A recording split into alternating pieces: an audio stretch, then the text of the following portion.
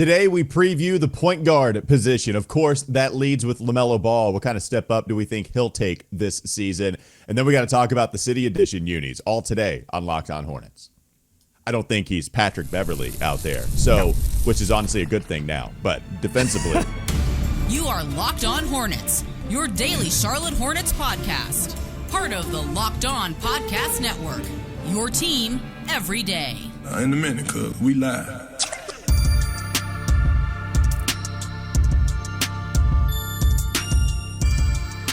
It's Locked On Hornets, part of the Locked On Podcast Network. It's your team every day. Thanks for making us your first listen. We're free and available anywhere you get your pods, and that does include YouTube. Today's episode is sponsored by Game Time. Game Time? Download the Game Time app, create an account, use code LOCKEDONNBA for $20 off your first purchase. I'm Walker Mail. Listen to me on WFNZ every weekday from 12 to 3 p.m. There's Doug Branson. You saw him yesterday with David. Big shout out to the OG Walker helping me out when my power was out here in the city of Charlotte. Doug Branson Substack is everyhornetsboxscore.com. By the way, also a big shout to David for nailing Game Time yesterday. Nailing was probably a little strong, but he got it. I mean, he landed it pretty safely. So, nice job. I think to me, it's 2 versus 3. I think the trio. I mean, I don't know how the quartets do it. I don't know how the barbershop quartets do it. But getting that in sync a little easier when there's 2 than when there's 3. Okay, so yeah, I mean, we got a lot more point guards to deal with. We got a quartet of point guards I feel like we're dealing with right now with the Charlotte Hornets. So let's preview that position. And of course, it starts with LaMelo, Doug.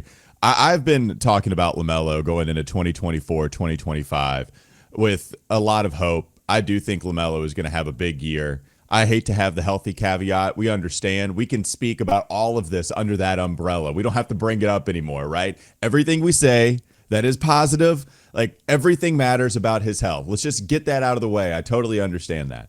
But with LaMelo, if he's on the court, I expect that he is going to flirt with an All-NBA season. You go back and you look at the numbers. The numbers are so good for him offensively and how he affects this team. The guy has the basketball in his hands so often.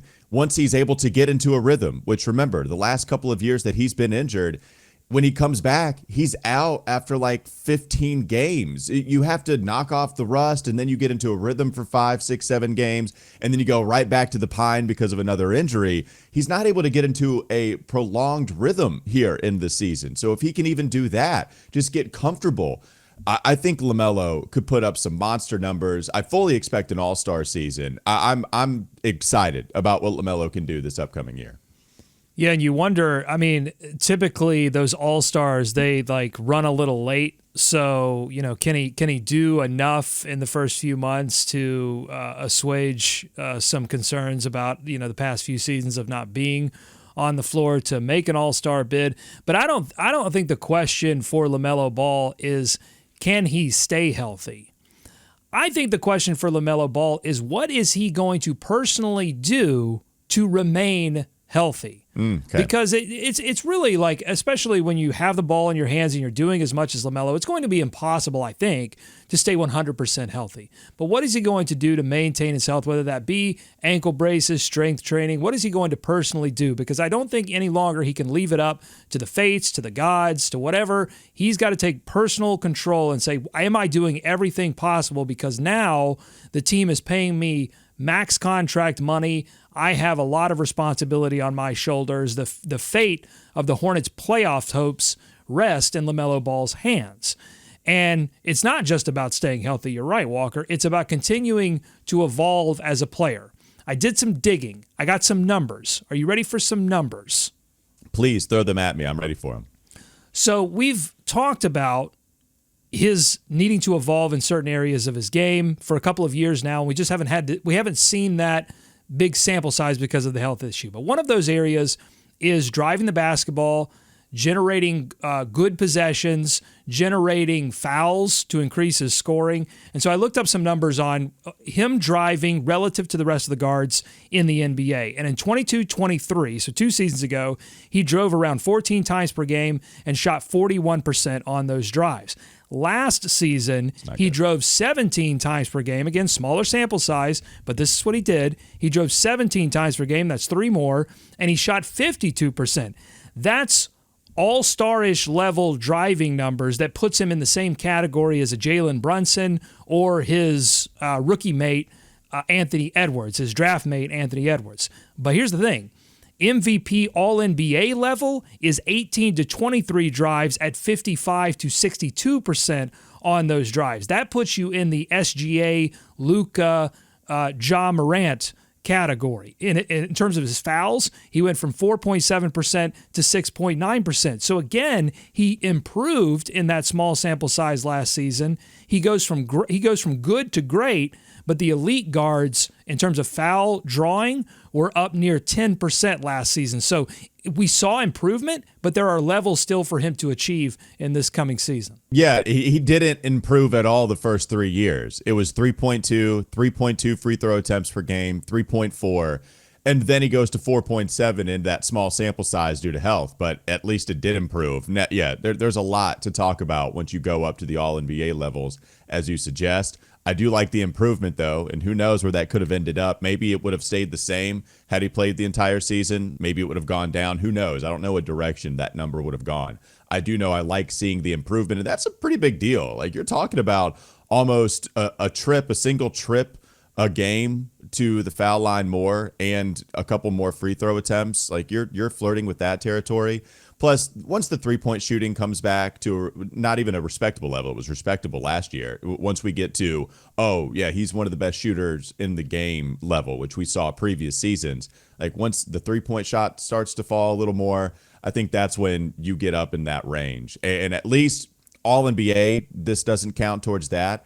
But all the point guards you just mentioned, at least they're all in the West, so it's not going to take an all-star bid away from them. Like, that's going to be tough to beat all those guys, especially if there's a healthy Ja Morant. I know Anthony Edwards more so a shooting guard, but you get the idea. So maybe, just maybe, LaMelo able to take care of all-star business, and then we'll see if he can become a top 15 guy in the league this year. When I look at the driving numbers and three-point shooting numbers, it's really interesting when you just look at guards. The gap between great and All-NBA and like MVP category, the gulf between that, like, I mean, if you look at his drive numbers specifically, like he's in the, again, small sample size, but in those 22 games, he was in the 98th percentile in drives, in drive field goal attempts, and drive field goal percentage. He was in the 79th percentile. Drive free throw attempts, he was in the 96th percentile, but the gap between 96 is like all-star, but the gap between 96 and your top guards is significant. Like what DeMar DeRozan is able to do in terms of drawing fouls off drives, what some of these players are able to do, these elite skills that they've built, the gulf between that and where LaMelo is wide, but it is not insurmountable for LaMelo because it's just that we haven't had him on the floor enough to see that evolution take place. So one stat I want to look at before we move on, because we have to talk a little more about some of the other point guards on this team, but looking at dunks and threes, I was looking at the usage percentages among point guards in the league. Luka Doncic leads the league, number one, highest usage percentage, not a shock at all. LaMelo was 2. He was number 2 in the league. That's a big-time number where LaMelo just constantly has the basketball in his hands. A lot of factors go into that. LaMelo had posted those numbers at the beginning of last season, which means we don't have Brandon Miller, improved player at the back half of his rookie year. He's still getting his feet wet in the association. Miles Bridges did not play the first 10 games of last year, so you have that first 10-game sample that you're dealing with that does not include Miles. So now you're talking about what eventually became your 2 best offensive weapons at the end of last year. And it didn't even really take all that long for those guys to be your 2 best offensive weapons. So you're taking the very beginning portion of all of that before they reached that type of level.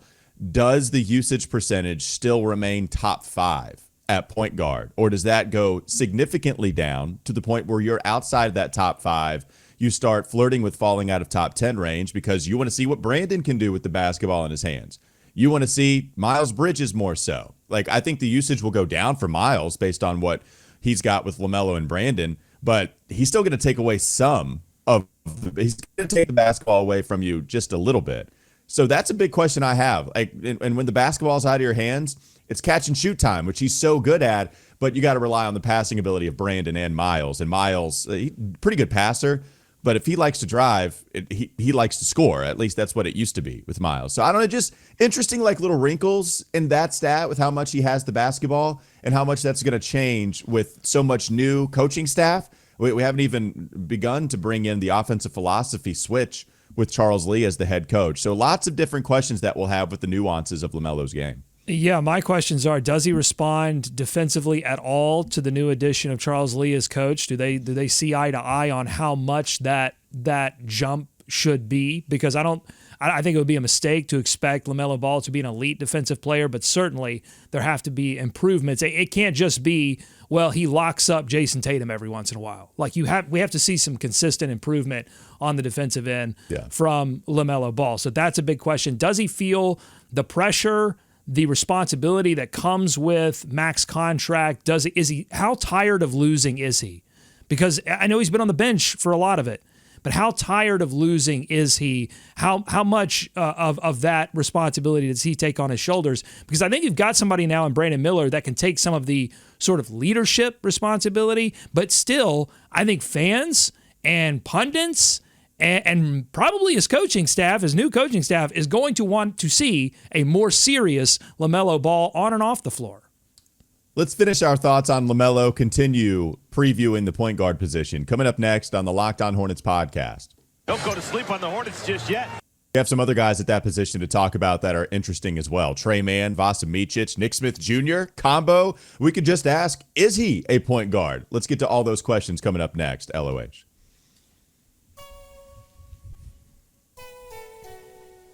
This episode is brought to you by FanDuel. After all, you've heard us talk a lot about FanDuel. It's America's #1 sports book. Well, we have something a little different for you. Now through September 22nd, you got a little more time, just a little bit. All FanDuel customers can bet $5 and get a 3-week free trial with NFL Sunday Ticket from YouTube and YouTube TV. You have another weekend to take advantage of this offer, so don't miss out on the opportunity.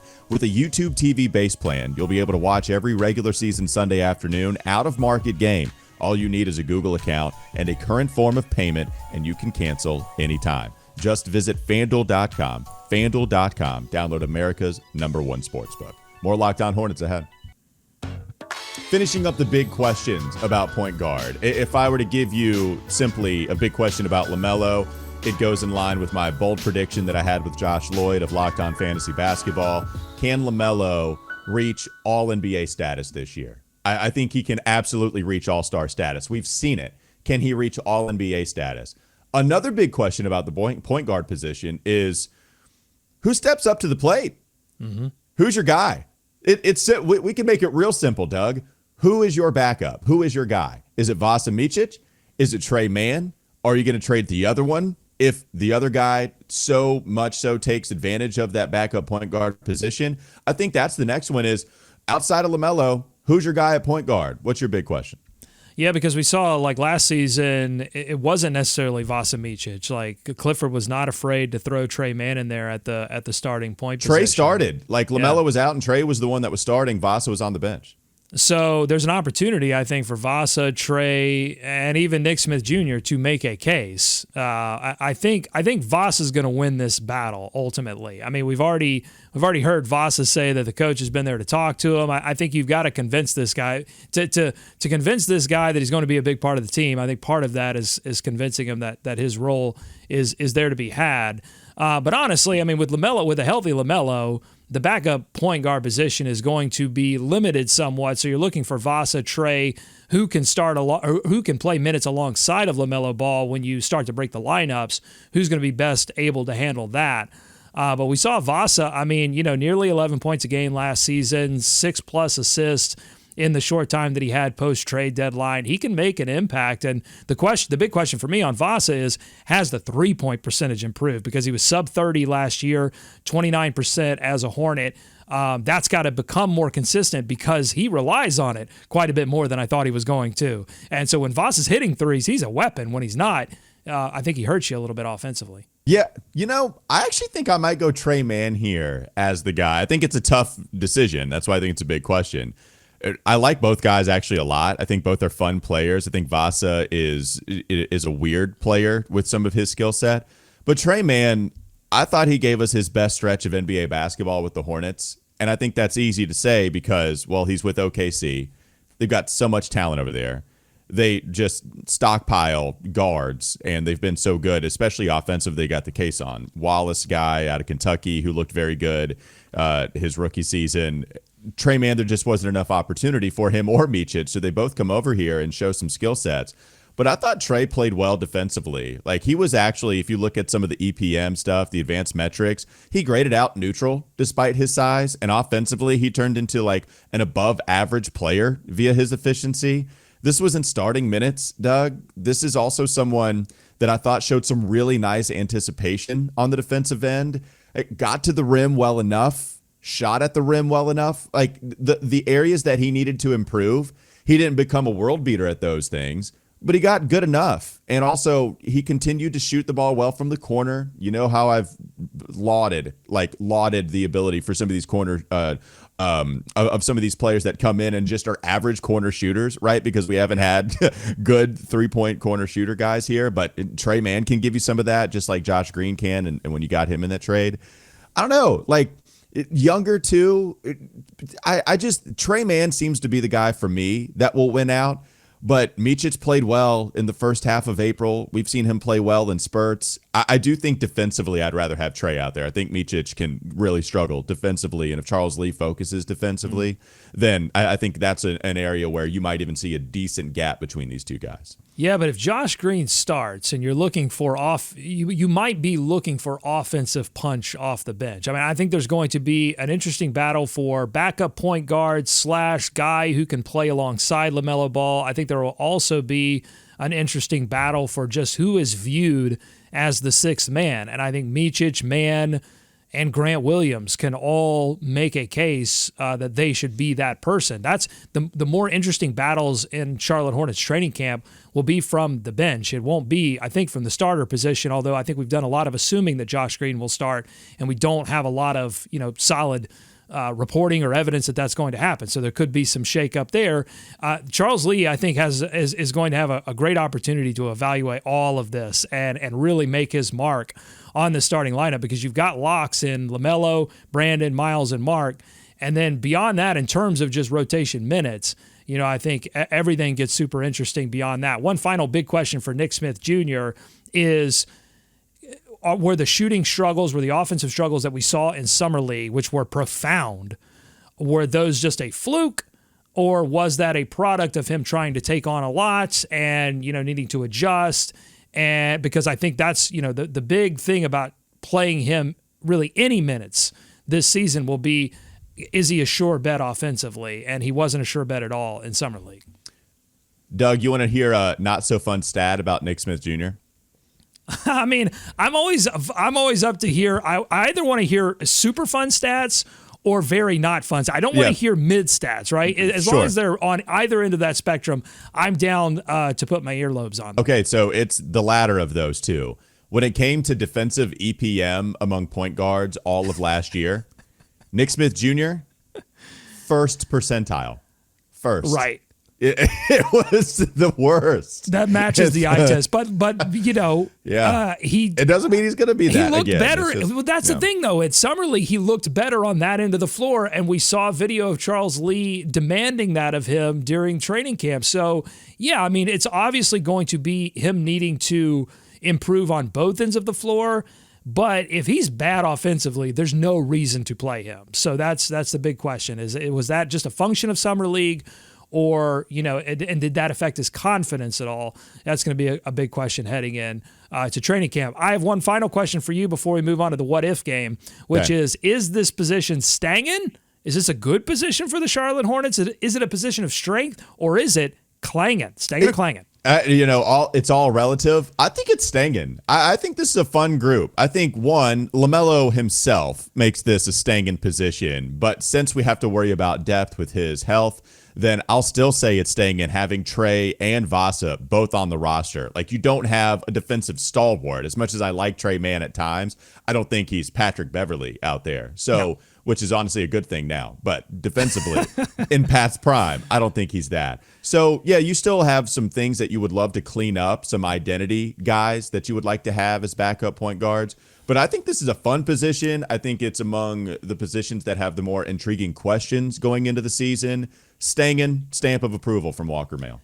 This position is 100% grade A Stangen because for two reasons. Number one, if the rumors are true and LaMelo Ball is considering or is practicing with ankle braces, if he's taking this seriously and you get a healthy LaMelo Ball, that fundamentally changes what the Hornets' ceiling is for this season. That's number one.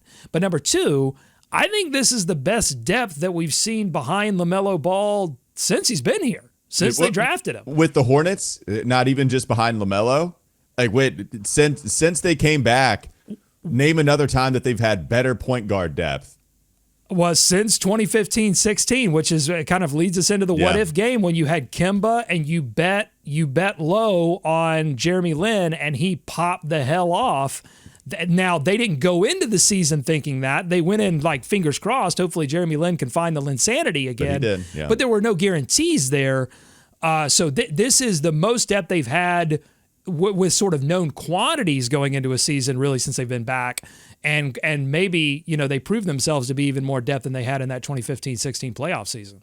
Okay, so we can have that. What's the game you wanted to play with the 2015? I want to play the what-if game. So This is portals open up, Avengers in-game style, and out walks the 2015-16 Charlotte Hornets the last time they made the playoffs.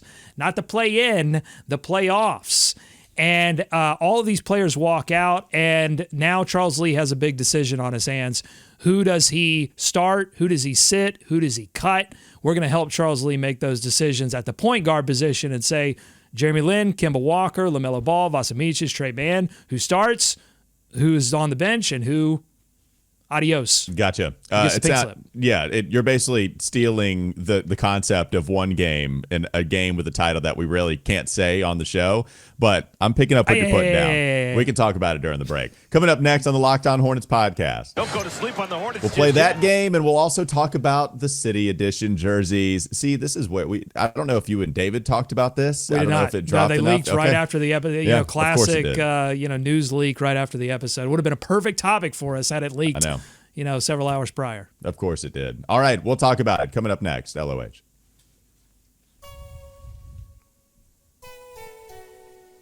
This episode is brought to you by Game Time. Game Time? Game Time has a new feature called Game Time Picks that makes getting tickets for your favorite live events even easier. Game Time Picks filters out all the fluff to show you only incredible deals on great seats so you don't have to waste time searching through thousands of tickets. I hate wasting time. Don't do that. Instead, go to Game Time. All-in pricing. You have a toggling feature that shows the total up front with no surprise fees at checkout. Seat views. You can get a panoramic view from your seat in the app before you buy. Plus, they give you a lowest price guarantee, or Game Time will credit you 110% of the difference.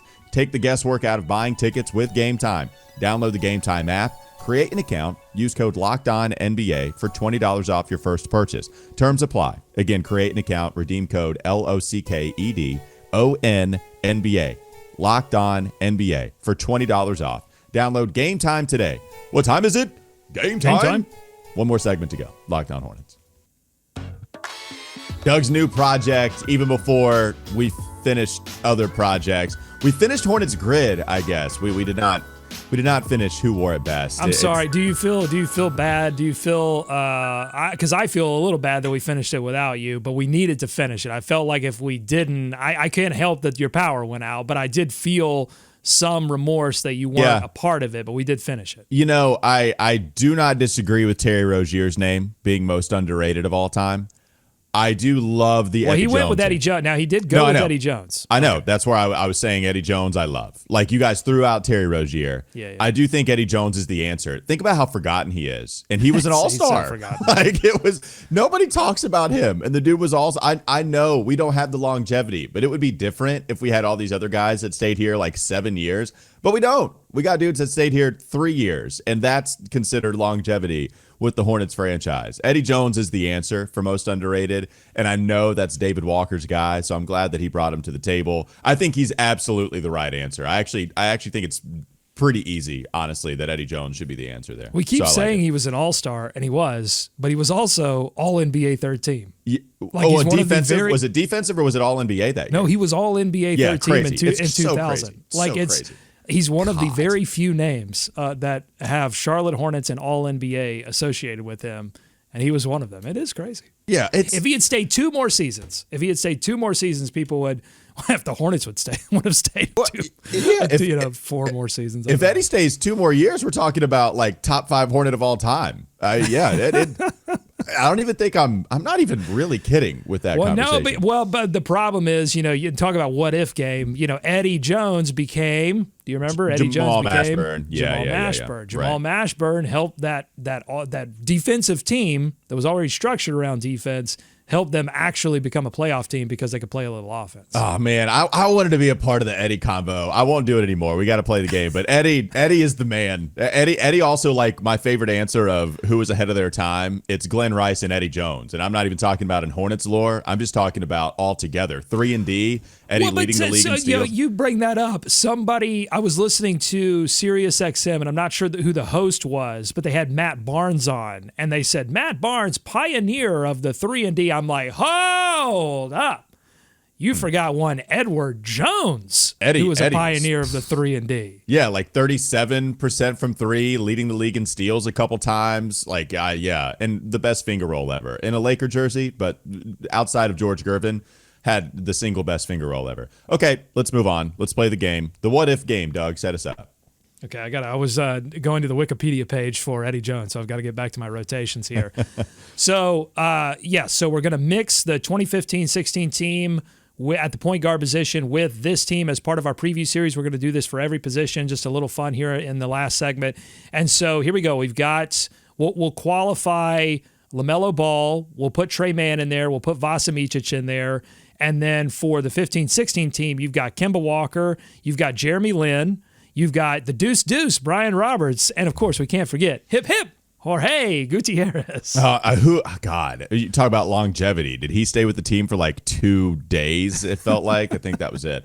Okay, well, so we're making the pick of starting, cutting, benching. That's what we're doing with these guys? So we're 3 spots. Start, and you get 2 bench slots. So start 2 bench slots, and then everybody else gets cut. Okay, well, so we have to start LaMelo. Oh, I forgot about Kemba. Okay. Well, your tongue got ahead of you there. What do you think? Kemba versus the best Hornet of all time versus the most potential, according to the Hornets grid of all time. Yeah, no, this one is tough. This one is difficult. And you're considering, by the way, you're not considering, Kemba now. You're considering Kemba 15-16 Kemba.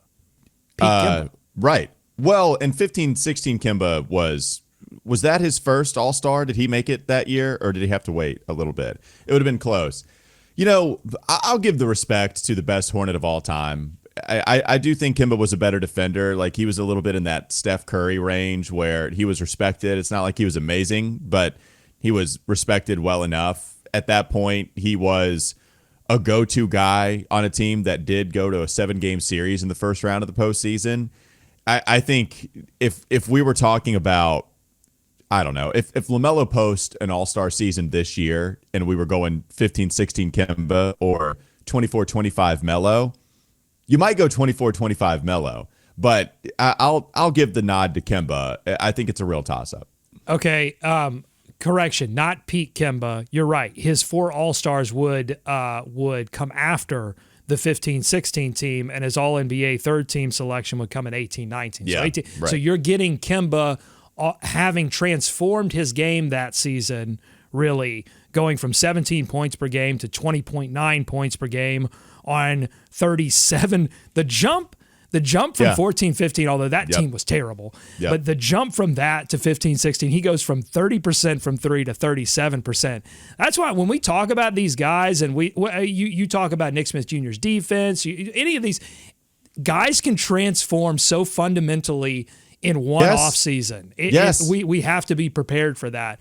So I'm not going to give respect to Kemba. Because if this were 18-19 Kemba, maybe. But LaMelo Ball is the future of the franchise. He does. Okay. I think we always said, sort of quietly whispered it, we always said, can you win if Kemba's the best player in your team? Because they can blitz. We saw it in the 15-16 playoff series. Miami blitzed him constantly, doubled him, and Steve Clifford had to make adjustments, including playing Jeremy Lin more and playing Al Jefferson more to accommodate for the fact that Miami's defenders were shutting Kemba down. LaMelo at his peak is not going to be able to be shut down like that. Yeah, Kemba also needed a lot more help, right? I don't know if you can't win with Kemba being your best player. I don't believe that, but also you need somebody better. Wait. You don't believe that is true, that you can't win? I do not think that you can win. Okay. Get to a conference finals with Kemba as your best player. I do not think that. I also don't think you can get to a conference finals if like Nick Batum is your second best player, even if they had a lot of depth. Fair. So I don't think that's true either. Same thing with LaMelo. They're both dealing with the same issues. I think that one's real hard. All right, so starters, LaMelo, Kemba. Does the first bench spot just go to the other guy then? Whoever we named as the starter, the first bench spot has to go to the other guy then, right? Oh, I think Kemba for this team would be the ultimate because, again, his three-point percentage did improve so much. And we're getting him after this season, right? He's walked through the portal after they've gone to the playoffs. So he has playoff experience.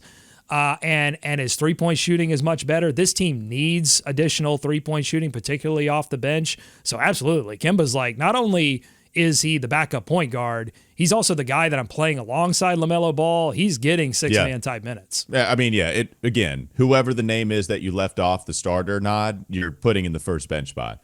So second bench spot, this is where it gets hard as well. You go first on this one, Doug. 3 guys, 1 spot. You got Vasa, you've got Tre, and you've got Jeremy Lin. I actually don't know if this is hard. I got a pretty really? easy one. Yeah. Again, remember, we're getting Lin. We're getting Lin post that, and I don't think you can really take into account the what happened in Brooklyn when he goes. So the Hornets let him go. He goes to Brooklyn. He gets injured again. Like, we don't know if that's going to happen. That was like a little bit of a fluke thing. So I'm taking Jeremy Lin off that season, and honestly, I think I'm going to go with Jeremy Lin in my final bench slot. And I'll tell you why. Because he looked so good defensively in a surprising way that season. And he was so big, like he's 200 pounds, whereas he's 6'3", 200, whereas Tre Mann is 6'3", like 175 or something. He's a slighter build. So I'm going to take the bigger guy in Jeremy Lin, and I'm going to pass on the EuroLeague MVP only because I think I have enough playmaking already. Yeah, Jeremy Lin, I know the numbers aren't amazing. He did shoot pretty well from 3 in the last month of the season. He shot 36% going from March to April, so the last month and a half.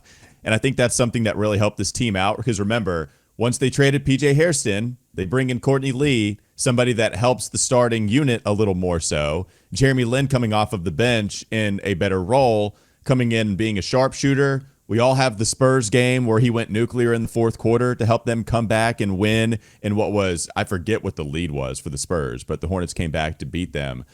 That was a guy that I felt like could take over in spots when they needed help, especially in the half court. I don't know if you get some of those takeover jobs from Tre Mann, who's still young enough and trying to figure it out, and Vasa Micic, who's old enough and he's making everybody else better, but I don't know how much he's taking over offensively. I think Jeremy Lin is the right answer for this last bench spot. Wow. First what if game, and 2 guys who walk through the portal are getting the nod. Yeah. I don't think that's going to be the case for some of the rest of these positions. I think the 15-16 guard position for the Hornets was particularly strong. I mean, it was their strength. Because you were getting sort of decline Al Jefferson, who had moved to the bench before that playoff series. So, interesting stuff. Okay, so we've done the what if game. Let us know your thoughts on YouTube in the comments. But let's get to these city jerseys. So new city jerseys leaked. I think I can get a picture of them. They're new, but they're kind of, we've seen these before. Here we go. Right. And boom. All right. So if you're watching on YouTube, you can see them. I'll put the bigger picture up of them. So it's the former like Mint City, Buzz City, uniform, but instead of Buzz City, it says Charlotte across the chest. Walker, thumbs up, thumbs down on these new but kind of old city jerseys. Yeah, I just, the thing about the City Edition unis is that you get excited for what's new. You get excited for the freshness of it. You get excited for a grand reveal. And if they pull back the curtain and you see something you've already seen before, well, then you lose the allure of it. So we're seeing something that says Charlotte instead of Buzz City. You're right. There is a difference there. But, Doug, I'm also looking at the first Mint City edition. Feels like the teal is a little darker, at least. That might just be your computer screen. It might be. That's what I'm saying, though. It might just be my computer screen. It feels the exact same. So when you have these opportunities every year, it's cool to do something fun. And sometimes they play off nostalgia. And it's like, okay, that's a new take on nostalgia. At least it's new. I've never seen it before. But, Doug, I've seen this before. It just said Buzz City across the chest. So a little uninspiring. I'm sorry. Like, I like it. You took the safe route instead of trying to do something fun. But here is the tension. When you have to release like 4 new jerseys a year and you're trying to establish a brand that people recognize, that your own fans recognize, this is the tension. Like, they could have come out with a red and blue jersey, but what sense would that have made? I mean, there's only so much. Well, yes, of course.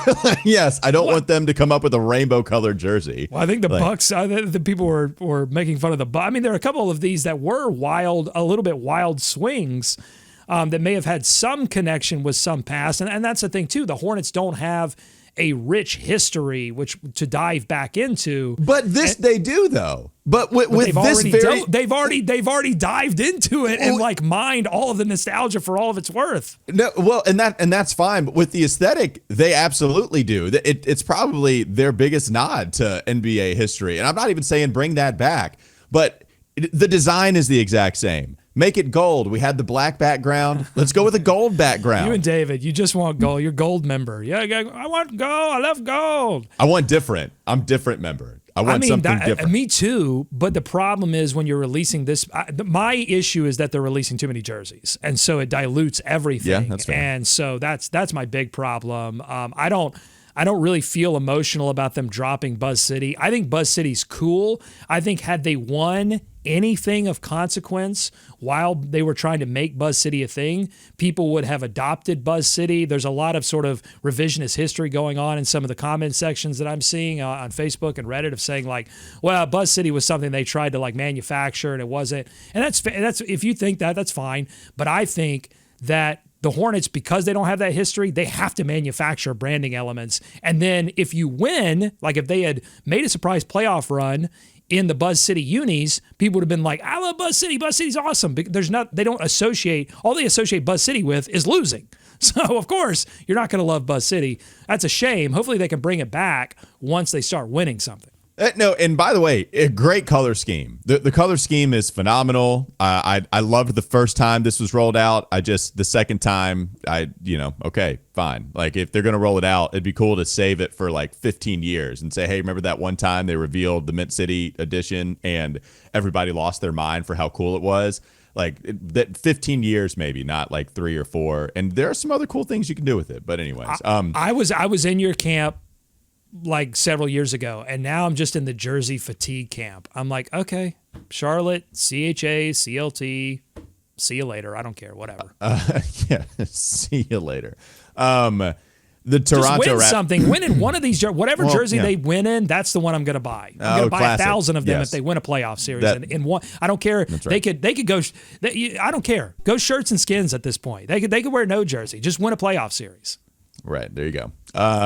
Yes, win games. That is where we'll ultimately end the show on. That'll do it for Locked On Hornets. Thanks for making us your first listen. We're free and available anywhere you get your pods, and that includes YouTube, Doug Branson, Substack, everyhornetsboxscore.com. Follow him on Twitter at Doug Branson LOH. Oh, we're on TikTok now. I finally relented. I gave up. So, yeah, we're on TikTok. Locked On Hornets. Hit us up. Are we famous yet on TikTok? Working on it. Okay. Go subscribe to TikTok now. I didn't even know that we had that, but we have that as well. Listen to me on WFNZ every weekday from 12 to 3 p.m. Have a great rest of your day. I'm struggling. Right at the end. Oh, no. We'll be back with you tomorrow, better and healthy.